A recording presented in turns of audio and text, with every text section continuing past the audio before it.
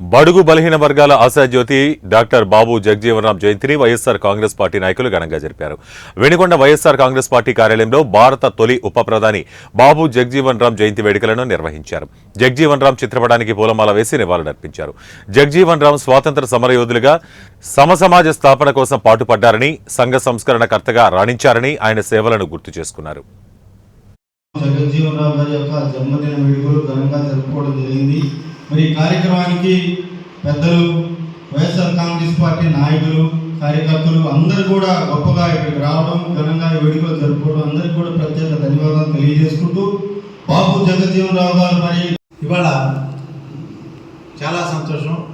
బాబు జగజీవన్ రామ్ గారి యొక్క జయంతిని మనందరం కూడా ఘనంగా మన వెనుకొండ వైఎస్ఆర్సీపీ కార్యాలయంలో జరుపుకుంటా ఉన్నాం.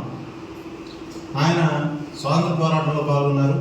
రక్షణ శాఖ మంత్రిగా, కార్మిక శాఖ మంత్రిగా, అట్లానే ఉప ప్రధానిగా, వ్యవసాయ శాఖ మంత్రిగా అనేక పదవులు ఆయన చేయడం జరిగింది. ఆయన తన జీవితకాలంలో ముఖ్యంగా బడుగు బలహీన వర్గాల యొక్క అభ్యున్నతి కోసం పనిచేశారు.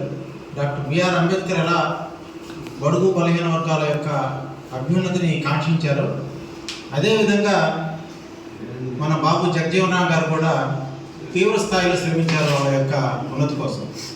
అందులో భాగంగానే ఇవాళ అదే స్ఫూర్తితోటి మన మాజీ ముఖ్యమంత్రి జగన్మోహన్ రెడ్డి గారు అనేక పథకాలు మన రాష్ట్రంలో వెల్ఫేర్ స్కీమ్స్, సంక్షేమ పథకాలు అనేకం పెట్టారు. ఆ సంక్షేమ పథకాలన్నింటిలోనూ ముఖ్యమైన లబ్ధిదారులు ఎవరంటే అందరూ కూడా బడుగు బలహీన వర్గాల ప్రజలే. వాళ్ళు చదువుకుంటే అమ్మఒడి పేరుతో కానీ